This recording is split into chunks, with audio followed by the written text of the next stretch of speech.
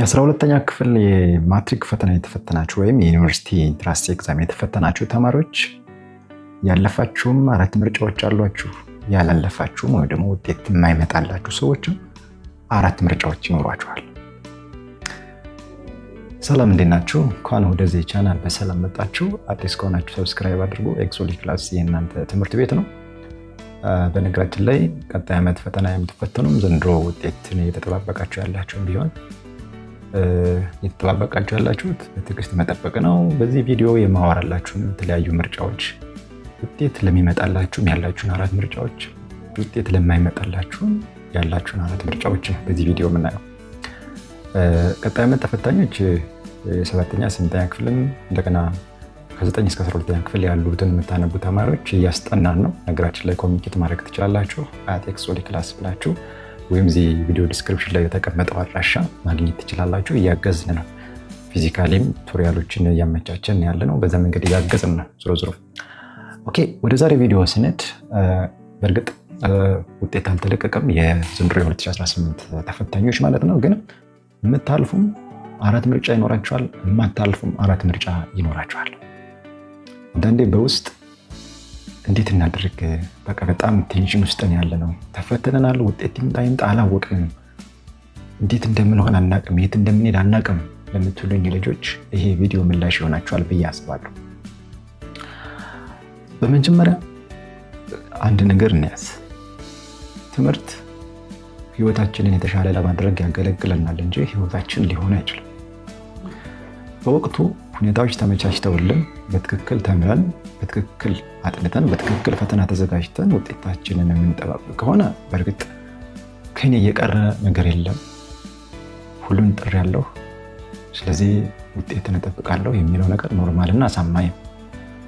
አንዳንዴ ግን ሁኔታዎች ባልተመቻቹበት ሁኔታ በጣም በብዙ ችግር አልፋችሁ የተፈተናችሁ ሰዎች ደግሞ አቅማችሁ ወይም ችሎታችሁን ለፈተና ራሱ መቀመጣችሁን ማድነቅ መቻል አለባችሁ። ዞሮ ምንም ቀረም ውጤት ከመጣ ያሉት አማራጮች ምንድናቸው? ውጤት ካልመጣስ ያሉት አማራጮች ምንድናቸው የሚለውን ነገር ነው።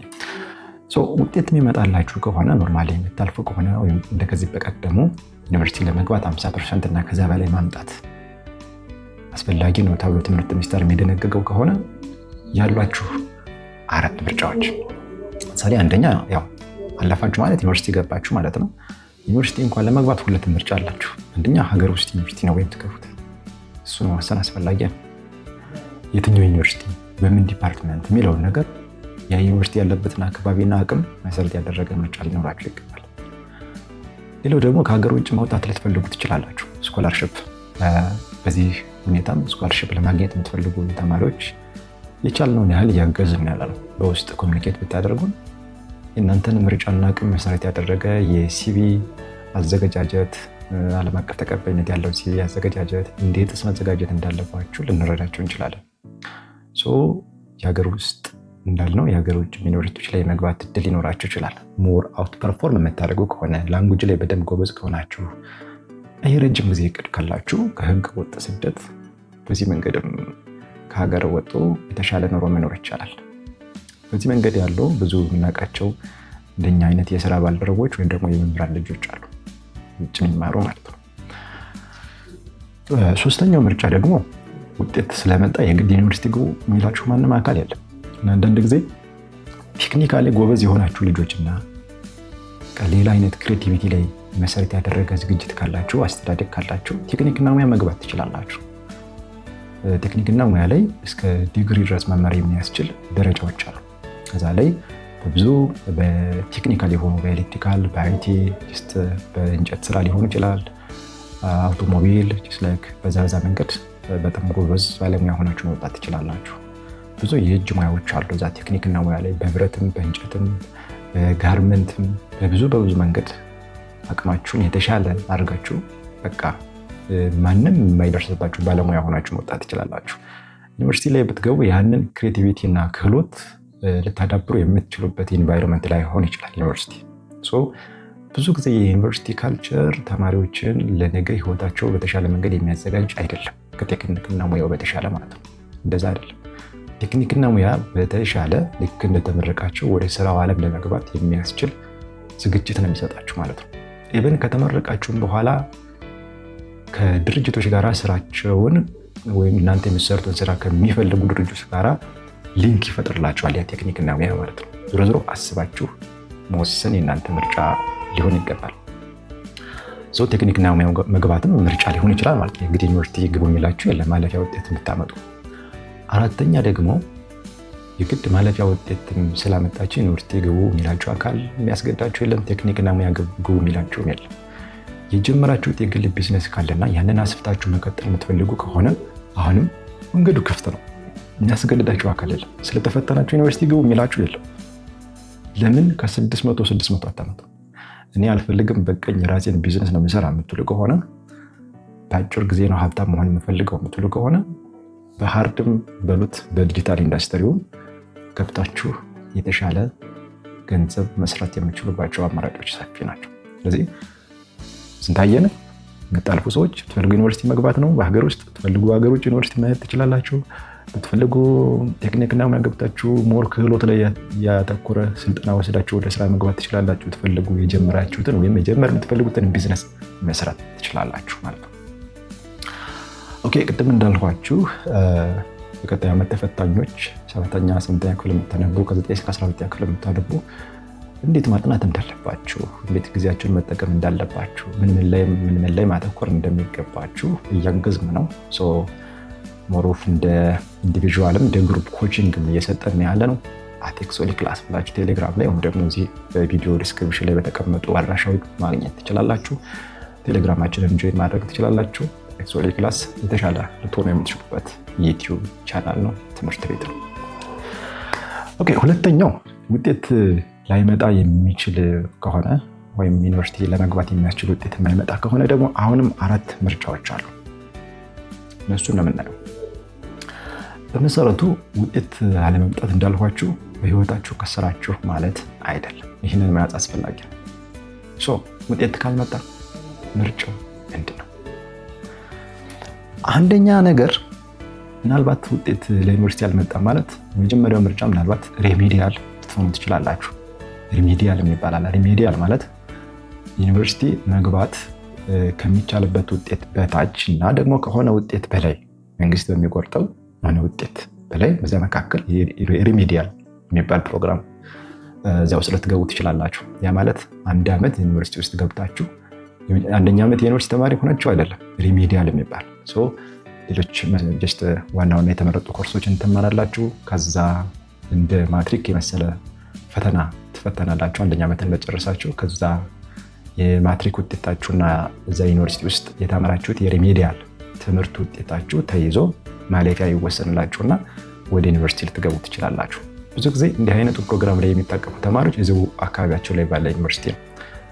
አዲስ አበባ ዩኒቨርሲቲ የሚገቡ እዚሁ አዲስ አበባ እና አካባቢ ያሉት፣ ሐዋሳ ያሉት ሐዋሳና አካባቢ እንዲህ እያለ በየአካባቢያችሁ የምትገቡ ከመሆኑ ጋር ተያይዞ ብዙ ጊዜ የሚወድቁ ተማሪዎች ብዙ የሉ ሪሜዲያል ከገባችሁ ማለት ነው። ግን ምንድነው የ4 ዓመት ትምህርት ከሆነ ዩኒቨርሲቲ መማሪያ የነበረባችሁ ወደ 5 ዓመት ይሄዳል ማለት ነው። 1 ዓመት ተጨማሪ የሪሜዲያል የትምህርት ጊዜ ስለሚሆን ማለት ነው። ኤኒዌይ ውጤት ካልመጣ ሪሜዲያል የመግባት እድል አላችሁ ማለት ነው። አንድ ሁለተኛ ውጤት ካልመጣ ቀጣይ ዓመት መፈተን ነው። በቃ መዘጋጀት፣ ምንም አዲስ ታሪክ የለውም። 3 4 ሊፈተን ማንም መጠን የለውም። ማንም ሰው መሞከር ይችላል። እየከፈላችሁ ስለሆነ ክፍያው በጣም ትንሽ ነው። እንደዛ አይነት ስጋት ያለባችሁ ከሆነ አሁን ጀምራችሁ ማጥናት አለባችሁ።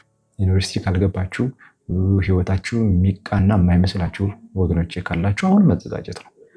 ዋናው በህይወት መኖር ስለሆነ፣ ዋናው ጤነኛ መሆን ስለሆነ እስካላችሁ ድረስ ምንም ቢሆን ቤተሰብም የተቸገረ የሚያስተምራችሁ ዞሮ ዞሮ ግን አእምሯችሁን ሰብሰብ አድርጋችሁ ራሳችሁን ጠብቃችሁ ለቀጣይ ዓመት ፈተና መዘጋጀት። በዚህ መንገድ አልፈው ዩኒቨርሲቲ ገብተው በጣም ዶክተሮች የሆኑ ዳኞች የሆኑ ኢንጂነሮች የሆኑ ሰዎችን በደንብ ነው የማውቀው። ሶስተኛ ውጤት ካልመጣ እንዳልኳችሁ ቴክኒክና ሙያ ልትገቡ ትችላላችሁ። በቃ የቴክኒክና ሙያ በደረጃ ስለሆነ ደረጃ 1 ደረጃ 2 ደረጃ 3 እያለ እስከ ደረጃ 5 ነበረ። ኤኒዌይስ ግን ሊጨምር ሊቀንስ ይችላል። አሁን ሪቫይዝ ሊደረግ ይችላል እና ቴክኒክና ሙያም ገብቶ ባለሙያ መሆን ይቻላል በተለያዩ መንገዶች። በአይቲው ሊሆን ይችላል፣ በእንጨት ሊሆን ይችላል፣ በብረታ ብረት ሊሆን ይችላል፣ በህንፃ ሊሆን ይችላል። በብዙ መንገዶች ገብታችሁ ባለሙያ ሆናችሁ ሀብታም ልትሆኑ የምትችሉባቸውን ስራዎች እየሰራችሁ ልትኖሩ የምትችሉበት እድል በጣም ሰፊ ነው። በእኛ ጊዜ ነው ይሄ እድል ያልነበረን ማለት ነው። ሊሚትድ ነበር። አሁን ላይ ቴክኖሎጂውም ሁሉ ነገር ወደ ቴክኒክና ሙያ ሽፍት አድርጓል። ዩኒቨርሲቲ ላይ እንዲህ አይነቱ እድል ብዙ የለም። ኢንጂነር ሆኖ የሚወጣው ሰው ያን ያክል ባለሙያ አይደለም። ቴክኒክና ሙያ ውስጥ ገብቶ ከተማረው ወይም ደግሞ እዛችሁ ፊዚካሊ ቀርቦ ሙያውን ከለመደው ሰው በተሻለ ሊሆን አይችልም። ያ ዲግሪ ነው፣ ምናልባት ያ ዲፕሎማ ሊሆን ይችል ይሆናል። ኤኒዌይ ቴክኒክና ሙያም ቢሆን ደረጃ 5 ላይ ከደረሰ ኦልሞስት የዲግሪ ኢኩቫለንት ይመስለኛል። ስለዚህ ሶስተኛ ምርጫ ምንድነው? ቴክኒክና ሙያ መግባት ባለው ሌብል ባለው ውጤታቸውን መሰረት አድርጎ ሌብል አለ። ሌላስ ውጤት ካልመጣ ሌላ አራተኛ ምርጫ ምን ሊኖረኝ ይችላል? ቢዝነስ፣ የራሴን ቢዝነስ ልጀምር እችላለሁ። የትኛውም ቢዝነስ ቤተሰቦቼ ወይም ደግሞ ዘመዶቼ ለዚህ እንዲሆኑኝ እንዴት ተባበሩ ማድረግ ነው። ሜይ ቢ ብዙ ነገር ልትሰሩ ትችላላችሁ። ብዙ ካፌዎች፣ ቡና ሊሆን ይችላል፣ የላውንደሪ ስራ ሊሆን ይችላል። ለምን ጫማ መቀባት አይሆን? ዋናው ነገር እናንተ ህይወታችሁን ልትመሩበት የምትችሉትና ህልማችሁን ልትኖሩበት የምትችሉት ስራ መሆኑ ነው። እዛ ላይ ጥንቃቄ አድርጎ መምረጥ። በዚህ ዙሪያ ላይ ሰፋ ያለ ዲስከሽን የምትፈልጉ ከሆነ ኮሜንት አድርጉልኝ። ሰፋ ያለው የቢዝነስ አማራጮችን ይዤላችሁ መጣ ይሆናል። ብዙ ነገሮችን ማለት ይቻላል። በተለይ ሲጤ ቴክኒካል ኤንድ ኬሪየር ኤንድ ቴክኒካል ኤጁኬሽን የሚባል ኮርስ እዛ ጋ ያሉ ነገሮችን ብታዩዋቸው እኔ ከምላችሁ በላይ ማንም ዩቲዩበር ከምላችሁ በላይ በጣም ብዙ ሙያዎችን በአጭር ጊዜ ሰልጥኖ ባለሙያ መሆን ይችላል። ይህን ስላችሁ በቴንሽን ወይ ደግሞ በመጨናነቅ አጉል ገንዘብ ከፍላችሁ እንድትከስሩ ግን አልፈልግም። ዞሮ ዞሮ ምርጫ ግን አለ። እነዚህ በጣም ወሳኝ ምርጫ ናቸው። ውጤት ከመጣም ምርጫ አለ፣ ውጤት ካልመጣም ምርጫ አለ። ምን ላይ ናችሁ? ምን ታስባላችሁ? ኮሜንት አድርጉልኝ። በቀጣይ ሌላ ቪዲዮ ላይ እንገናኛለን። ከመጨረሻ ላይ ሰብስክራይብ አድርጉ። እንዳልኳችሁ ቀጣይ ዓመት ፈተና ያለባችሁ ሰዎች ወይም በሌላ መንገድ ዝግጅት የምትፈልጉ ሰዎች አንዳንድ የኮቺንግ ፕሮግራም ጀምረናል። ፊዚካሊም ቱቶሪያል የምንሰጣቸው ልጆች አሉ። ኦንላይንም ቱቶሪያል መስጠት እንችላለን። ኮሚኒኬት አድርጉ። ፒስ